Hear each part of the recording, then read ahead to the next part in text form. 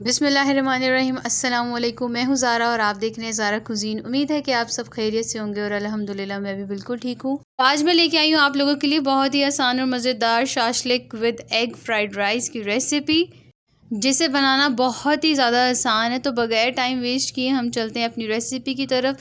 अगर तो आपने मेरा चैनल सब्सक्राइब नहीं किया तो पहले चैनल को सब्सक्राइब कर लें। तो यहाँ मैंने लिया है एक थोड़ा सा ऑयल, साथ ही हम इसके अंदर ऐड कर देंगे 2 बड़ी साइज़ की मैंने गाजर ली थी, जिनको क्यूब शेप में कट करके मैंने इसके अंदर ऐड कर दिया है। अब मैं इसको इतना फ्राई करूँगी कि इसकी जो क्रिस्पीनेस है वो ख़त्म नहीं हो। ज़्यादा फ्राई नहीं करेंगे, बस 1 मिनट इसको फ्राई करेंगे। और इसके अंदर मैं ऐड कर दूंगी 2 बड़े साइज़ की मैंने यहाँ पे शिमला मिर्च ली थी, जिसको मैंने क्यूब शेप में कट कर लिया। मैं इसके अंदर ऐड कर दूंगी।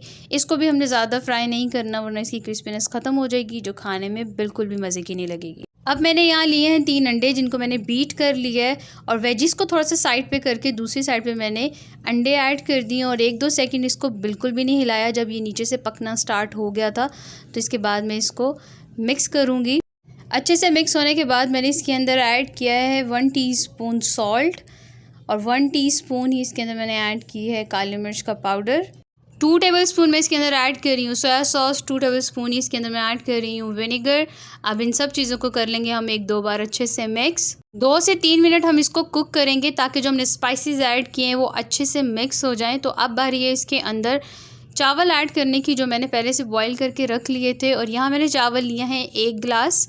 चावल ऐड करने के बाद हम इसको कर लेंगे मिक्स। और अब बारी है इसको दम पे रखने की।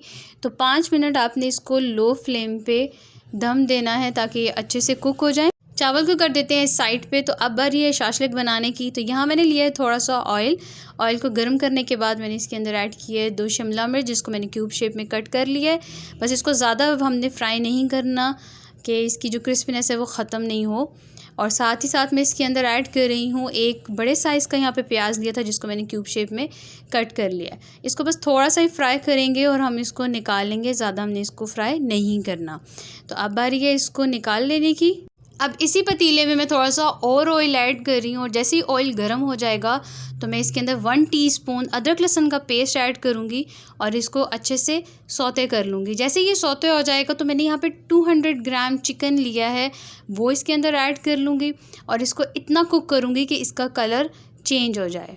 इस पॉइंट पे चिकन ने अपना कलर चेंज कर लिया। अब बारी इसमें स्पाइसेस ऐड करने की, जिसमें मैंने लिया है 1/2 teaspoon salt, 1/2 teaspoon Chinese salt, 1/2 teaspoon काली मिर्च का पाउडर, 2 टेबलस्पून सिरका और 2 टेबलस्पून सोया सॉस ऐड करूँगी और इसको अच्छे से कर लूँगी मिक्स। सारे स्पाइसेस ऐड करने के बाद मैं इसके अंदर 1.5 कप पानी का ऐड करूँगी और इसको 5 मिनट के लिए कुक करूँगी, क्योंकि चिकन है बहुत जल्दी गल जाएगा, तो हमने ज़्यादा टाइम इसको नहीं देना। इस पॉइंट पे हमारा चिकन हो गया है रेडी। अब हमने इसके अंदर ऐड करना है 1/2 टीस्पून चिली फ्लेक्स, इसको थोड़ा सा स्पाइसी करने के लिए। और 1/3 कप मैं इसके अंदर केचप ऐड कर रही हूँ और अब इन सब चीज़ों को करूँगी मिक्स। और साथ ही साथ मैं इसके अंदर ऐड कर रही हूँ 2 टेबलस्पून में लिया था कॉर्न स्टार्च, थोड़ा सा पानी ऐड करके इसको मिक्स कर लिया था। अब मैं यहाँ थोड़ा थोड़ा इसके अंदर ऐड करती रहूँगी और चम्मच को साथ साथ हिलाती रहूँगी ताकि ये अच्छे से मिक्स हो जाए।